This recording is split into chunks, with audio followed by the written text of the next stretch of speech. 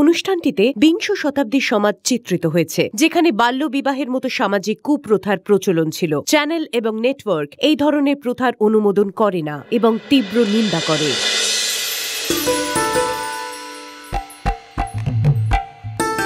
বউ, বলুন। আমি টম দাদুকে খুঁজে দিয়েছি, আর শ্বশুর মশাইও ওনার এই বাড়ির আসার রাস্তা পাকা করে দিয়েছেন।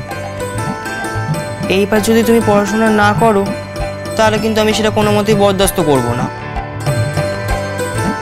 তাই বুঝি?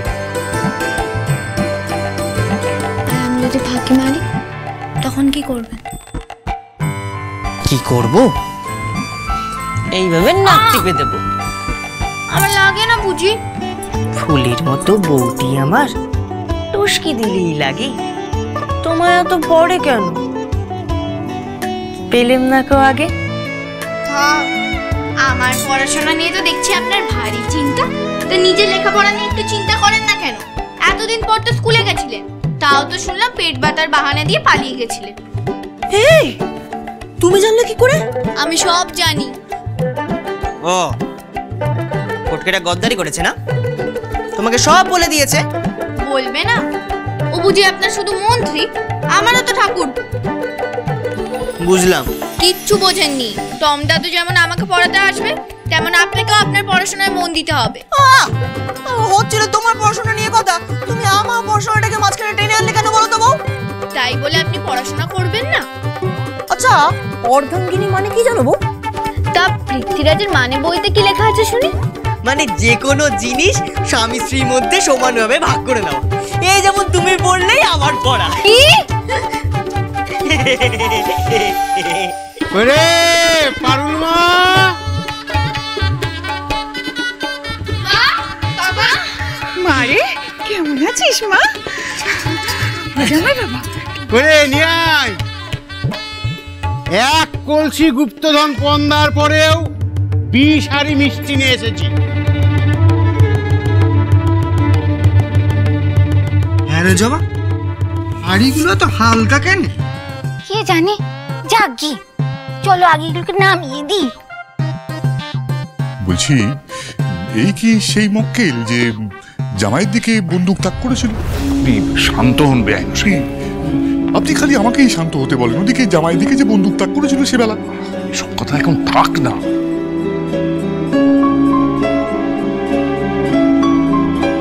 আসুন আসুন বেআইন মশাই, আসুন।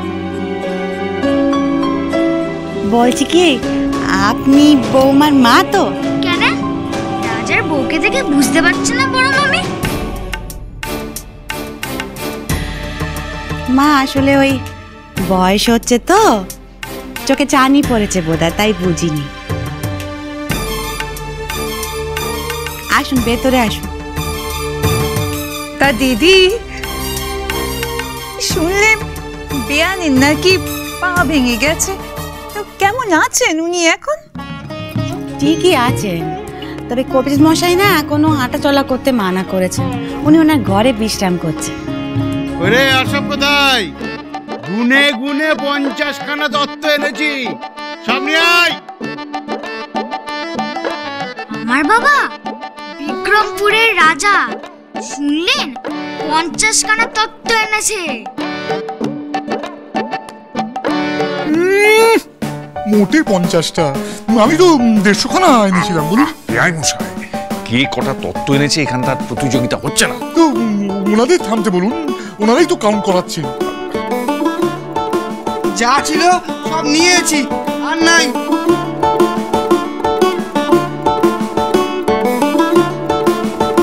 বউ, 50টা তত্ত্ব আছে বলে মনে হচ্ছে না, বুঝলে? দাঁড়াও তো, একবার অঙ্কটাকে ঝালিয়ে নি।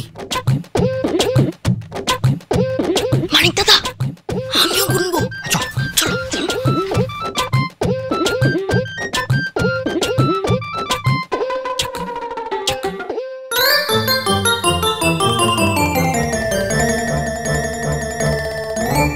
এই যে মশাই, ওইটা কি 51 নম্বর নাকি? না, এটা আমার অস্ত্র, সব সময় আমার সাথে থাকে। তা আপনার নতুন বেয়াই কি দেবতা না অসুর যে সঙ্গে করে অস্ত্র নিয়ে এসছেন? বেয়াই মশাই, আপনি একটু থামবেন। না না, দাঁড়ান একবার জিজ্ঞেস করি যে অস্ত্র নিয়ে আসার কারণ কি। হ্যাঁ মানে বেয়াই বাড়িতে অস্ত্র নিয়ে আসার কারণ? আপনিও কি খালি হাতে এসেছেন নাকি? প্রথমবার তো এসেছিলাম। আমি অস্ত্র নিয়ে এসেছি কারণ আমি রাজা। রাজা না খাজা? আপনি ওই নষ্টগুড়ির খাজা। হ্যাঁ, সেই থেকে আপনি এত কথা বলে যাচ্ছেন। আপনি কে? জমিদার রুদ্রপ্রতাপ রায় চৌধুরী।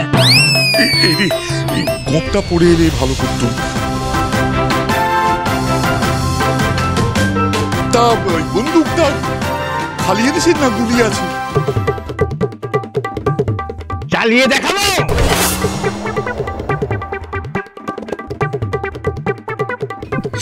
ওয়াই গোলাগুলি কাম ডু কোলাকুলি। কারণ বিহাই বাড়ির বিহাইয়ের সঙ্গে কোলাকুলি করার কোনো শখ আমার নেই। বেয়াই মশাই মামাকে ইনসাল্ট করছে। টেল হিম সামথিং। আপনার কি দরকার ওর সঙ্গে যেচে কথা বলা? আমি তো ফ্রেন্ডশিপ করতে গেছিলাম। বাবা, ওনারা আজকের অতিথি, ওনাদের সাথে ঝগড়া করো না। আর জামাইয়ের মাথায় বন্দুক ধরেছিল সেবেলা। তাতে তো কিছু হয়নি, তুমি মাথা ঠান্ডা করো। বেশ করছি আপাতত। তা শরীর কেমন আছে ফণিভূষণ বাবু? শরীর আমার আগে থেকে ভালোই আছে। হ্যাঁ, ভালো তো থাকবেনই। এক কলসি সোনার মোহর পেলে শরীর মন সবই তো ভালো থাকার কথা। দেখুন, পণের দাবি আমি করিনি, পণ্যকে আমি সমর্থন করি না, আর পাকা পত্রে সেটা আমি আপনাদের জানিয়েছি। আপনার তো আবার পেটে খিদে মুখে লাজ। দেখুন, আপনারা এ বাড়ির অতিথি, তাই এই নিয়ে আমি আপনাদের সঙ্গে কোনো বচসা করতে চাই না। আপনারা বসুন। ভাগ্য করে আমার মতন একখান বেয়াই পেয়েছেন বেয়াই মশাই।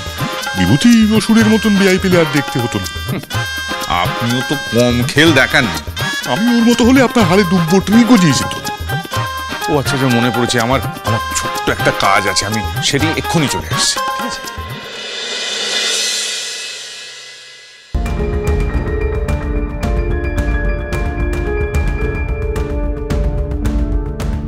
দেখ মা, আমরা তো এখানে থাকবো নি, তোকেই থাকতে হবে।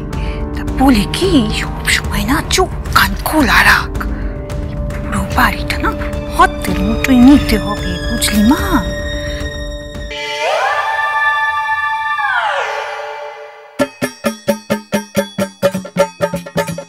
কি বুঝছিস রে বোদা? বুঝলেন, আমার শ্বশুর মশাইটাও আমার বাপের মতো জালি বেরোলো। ঠিক, এই একটা প্রতিবাদ করতে হবে ভাই। এই একটা প্রতিবাদ করিস। আমি প্রতিবাদ করবো না। তুই ডিম একটা।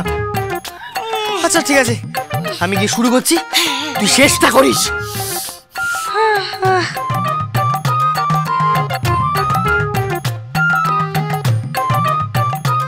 দত্ত তো 50টা এনেছেন দালুই মশাই, কিন্তু 20টা মিষ্টির হাড়িতে তো একটা করে রসগোল্লা, আর বাকিগুলোতে তো রস।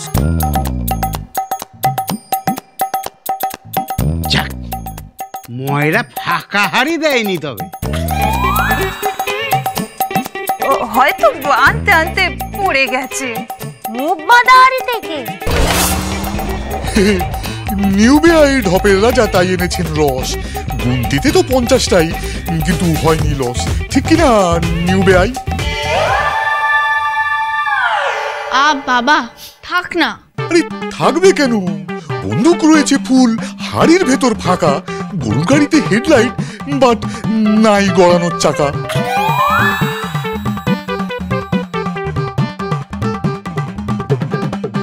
কি হয়েছে বোধা ঠাকুরপো? তোমরা তো দেখছি আমার বাপের চোখে দেখো। এত রস দিয়ে কি পাটালি হবে? বোধা ঠাকুরপো, ওনারা এইসব ভালোবেসে এনেছেন পারুলের জন্য। তুমি যাও গিয়ে রেখে এসো। তাই বলে গোটা মিষ্টি বউ দিদি, এই যে সব আমি একাই খেয়ে নেবো। বেশ খেও, তবে একা নয়, এবার থেকে যা খাবে সব পারুলকে দিয়ে খাবে।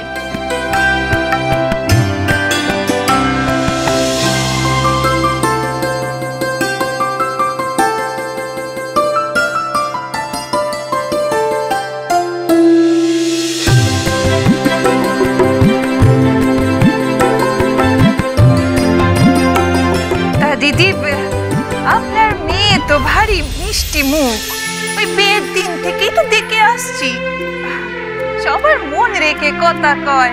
তা বলি মুখের মতো হাতটাও চলে তো?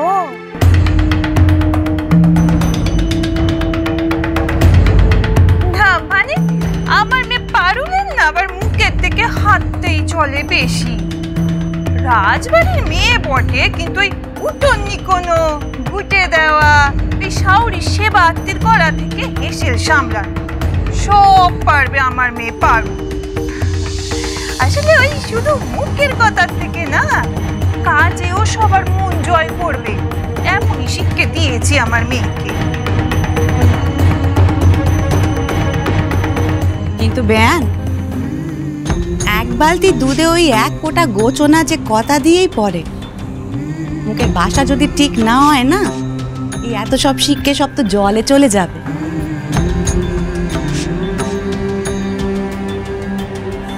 আমার বৌমা জুড়ি মেলা বাস, তবে যখন কথা উঠলো তখন বলি গড়কন্যার কাজ সে শিখছে, তবে সে যা শিখে এসেছে তা তার বয়সী আর 5টা মেয়ে কেন? আমাদের পেটেও সে বিদ্যে নেই।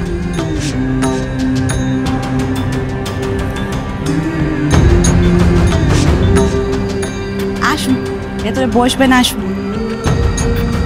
তোমার বাবাকে ভেতরে নিয়ে এসো, এত দূর থেকে এসছেন। ডাক দিদি, উনি নিজেই আসবেন। আমার বাবাকে শিক্ষা দেওয়ার মতো বিদ্যে এখন আমার হয় নাই।